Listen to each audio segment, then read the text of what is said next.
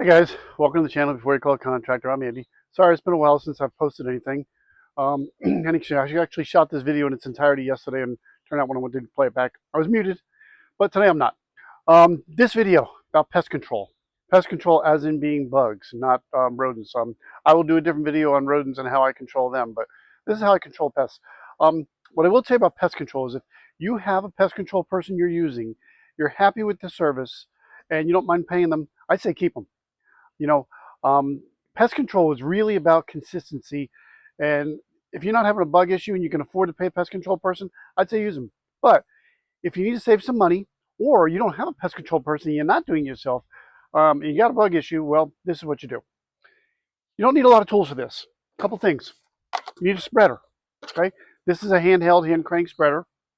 Um, that's a hand crank one. They come in battery operated ones too. And I had a battery operated one, worked like 10 years, it quit working. If you're doing a large area, spreader like this works well. I only do my entire yard about twice a year, just to control fleas and ticks and the ants. But I do around the house at least once a month, and that's what I mean by consistency. Other thing, you can use a pump sprayer and a concentrate. I just happen to buy this one, so I use granulates to spray around the house, and I use a liquid form of pest control. And I always buy a liquid one that is good for indoor and outdoor. I don't do the indoor of the house every single month, but I do it every 2 or 3 months. Um, and just it seems to help control the bugs better. Other thing you need, one of these with an extended pole. This one's really only goes up about 10 feet, but my house is just single story, and this is good enough for me. You can get these extended poles up to 24 feet, which means you can reach almost 30 feet high. So it doesn't have, these are important for removing spider webs. The thing about spiders is obviously we know that spiders catch food in their webs, and that's how they feed them. If you consistently remove those spider webs, eventually the spiders go away because they don't have any food. You can also remove wasp nests and hornets nests. Forewarning, don't do it while they're there alive. Use this stuff or something like it. This one says it shoots up to 20 feet. Um, the best time to spray them is either early in the morning or late in the evening. And I will tell you, when you do this, have an escape route. Make sure you're ready to run to the door and get away, because if you don't hit them exactly and one of them chewing gets out, they're mean and nasty. But after you spray them with this, the next day you can go out with the brush and knock them down, and they won't come back. I will say also, putting down the granulates. This time I'm using this one. I use different ones.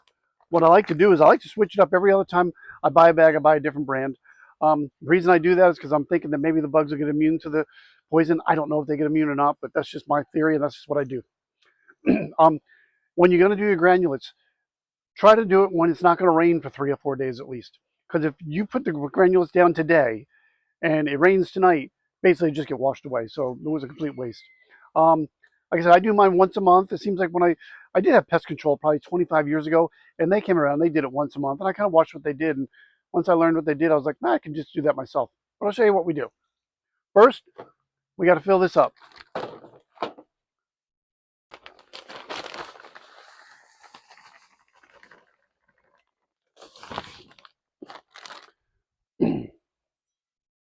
Now you probably noticed I didn't fill it up completely. Well, yes, because I just did this yesterday, so I don't really need to go around my entire house, but I just want to show you what I do. Now these spreaders, whether it be the handheld kind or the walk behind kind, they have a dial on them, so you know how much. I usually put mine on 3 and leave it on 3. That seems to work well. Like I said, I do it once a month. And literally you pull the trigger, you turn it, and you just walk around the house.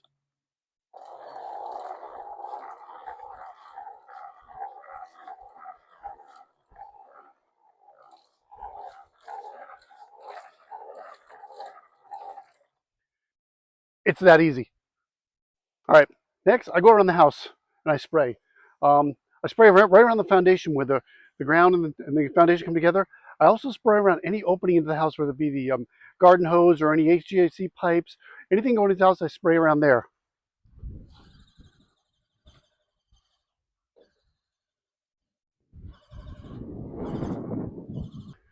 Well, the wind knocked my phone over. Anyway, what I was saying is, I use this.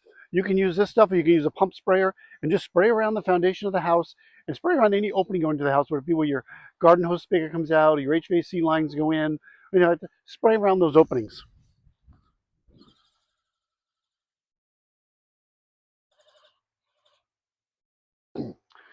Now these sprays, I read the back of it. It says that once they dry, they're totally safe. So don't touch anything that you've sprayed until after you know it's dry. All right, next one, I'm doing it in the house. What you do is you want to come in and you want to spray the baseboard right where it touches the floor, all the way around the perimeter of the house. I do it a little bit more heavy in the bathrooms and the kitchen.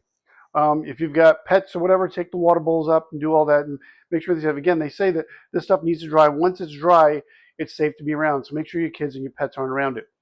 But you want to spray the perimeter of the floor. And I always make a point to spray under my oven and under my dishwasher.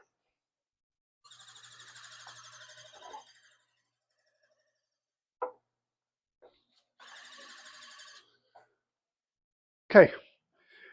And about every 6 months, I'll actually pull the oven out, and I will clean underneath it, and I will spray all around underneath the oven.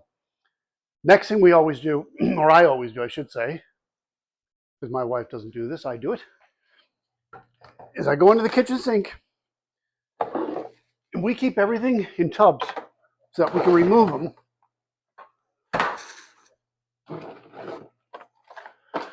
And we do it just because it keeps it organized, we do it for this purpose. And then what I do is I spray around the back wall. Again, this is where my garden water spigot comes in, so I spray around it. And all you're doing is spraying around the back wall where the shelf and it comes together. Let it dry before you put stuff back in, that way it doesn't pick up the residue. Something else I didn't mention, when you're spraying for your wasps and your hornets, spray it when it's not windy out. If there is a breeze, make sure you're not spraying into the wind, because you can get it back into your face. And that's not good. But anyway, if you do these things and do them once a month consistently, I promise you'll be able to control those bugs. If you got to put a reminder on your calendar on your phone, do that. Or if you like the contractor you're using, stick with them.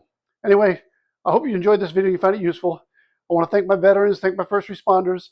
And guys, have a great day. Thank you.